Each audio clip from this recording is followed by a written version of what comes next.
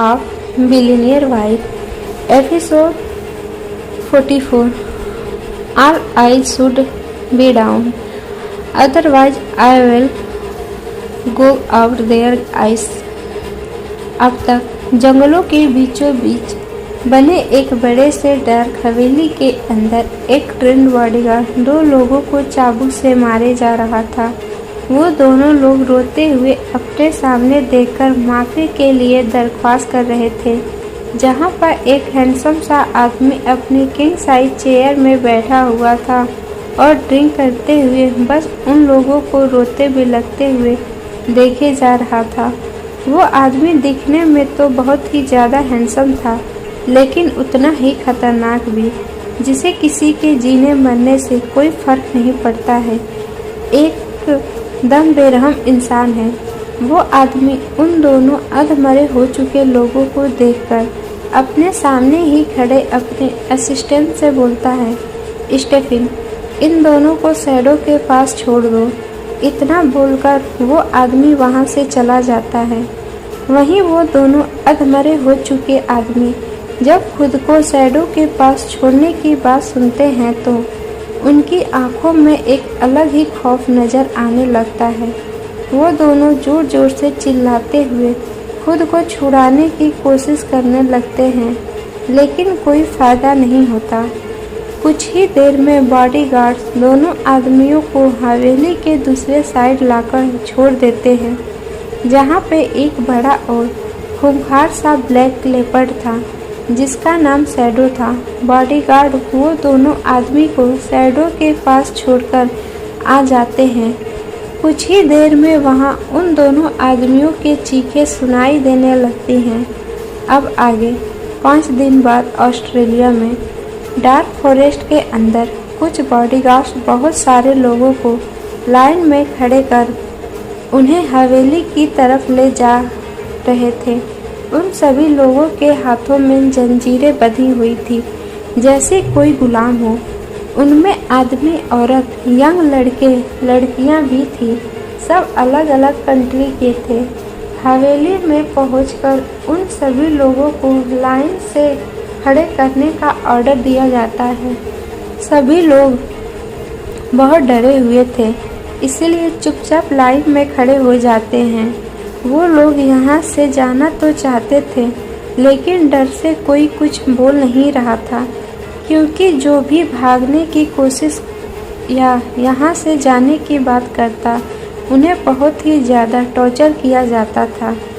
वहाँ पे करीब 45 लोगों को बंदी बनाकर लाया गया था, जिनमें कुछ लोग इंडियन भी थे। उन्हीं में एक लड़की ऐसी भी थी जो बाकियों से काफ़ी अलग लग रही थी, जिस पर कुछ बॉडीगार्ड्स भी अपनी नज़र बनाए हुए थे और अपनी लस्टफुल आइज से उस लड़की को घूरे जा रहे थे। लड़की बस डरी सहमी सी अपने सर को झुकाए खड़ी थी।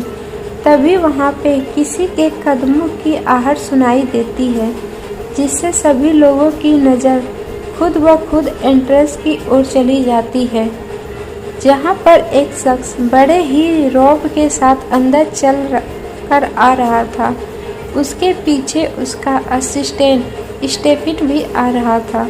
वो शख्स अंदर आकर सीधे अपने किंग साइज चेयर पर बैठ जाता है। उसके बैठते ही उसका असिस्टेंट बोलना स्टार्ट करता है, बॉस, आपने जैसा कहा था मैंने बिल्कुल वैसा ही किया। अब शैडो ने उनका कोई नामो निशान भी नहीं छोड़ा है एंड गोल्ड माइनिंग के लिए आइलैंड में कुछ लोगों को शिफ्ट करना होगा। हमने जो 50 लोगों को मंगवाया था, ये वही लोग हैं जिन्हें कल के शिप से लाया गया है, और आइसलैंड में भेजने के लिए 50 लोग थे, लेकिन 5 को मारना पड़ा क्योंकि 3 सीबीआई में से थे और 2 लोगों की जबान बहुत चल रही थी। वो लोग खुद के साथ साथ बाकी सबको भी भगाने की कोशिश कर रहे थे, इसीलिए उन्हें शूट करना पड़ा, लेकिन अब 5 लोग कम पड़ गए हैं। इतना बोलकर स्टेफिन अपने बॉस को देखता है, जो कहीं और ही देख रहा था। स्टेफिन अपने बॉस के नज़रों का पीछा करता है तो उसे कुछ समझ नहीं आता है। आखिर उसका बॉस उन सभी गुलामों को क्यों घूर रहा था। स्टेफिन कुछ बोलता कि तभी वो शख्स अपनी रौबदार आवाज़ में ऑर्डर देते हुए सबको बोलता है, all eye should be down, otherwise I will gouge out their eyes. उस शख्स की इतनी रौबीली आवाज़ सुनकर सभी लोग जो वहाँ पे मौजूद थे सभी के सभी अपनी नज़रें नीचे कर लेते हैं। स्टेफिन भी अपनी नज़रें नीचे कर लेता है। अपने बॉस के आर्डर को सुनकर वो शख्स अपनी सीट से उठता है और उन लोगों की तरफ बढ़ने लगता है जिन्हें बेड़ियों से बांधकर रखा गया था। जैसे जैसे वो शख्स उनके पास जाता है वैसे सभी लोग साइड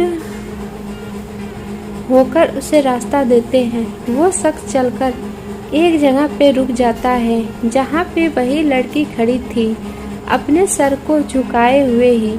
वो शख्स उस लड़की को बड़े ही गौर से देखने लगता है। लड़की ने वाइट कलर की लॉन्ग फ्रॉक पहनी हुई थी।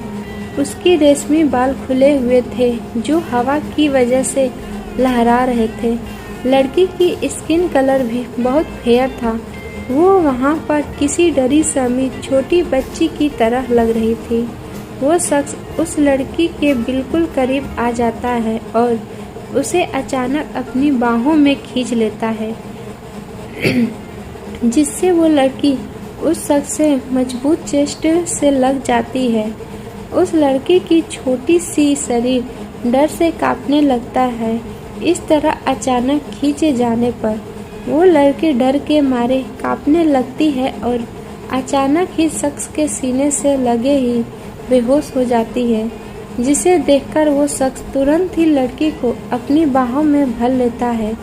उसके बाद लड़की को अच्छे से अपने गोद में उठाकर बोलता है, स्टेफिन। Yes boss. बोलते हुए स्टेफिन दौड़ते हुए उस शख्स के पास आता है।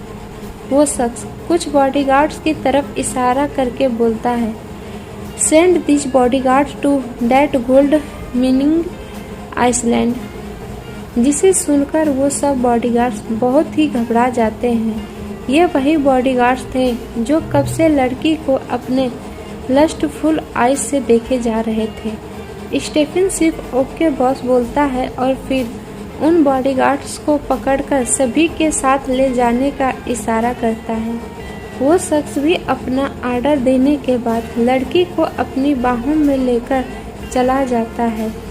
इन इंडिया कपूर मेंशन में अन्वी अभी हाल में बैठी हुई अपने फ़ोन पे सुहानी से बात कर रही थी कि अचानक कोई उसके हाथों को खींचकर एक थप्पड़ मारता है, जिससे अन्वी का फ़ोन नीचे गिर जाता है और उसका सर एक साइड झुक जाता है।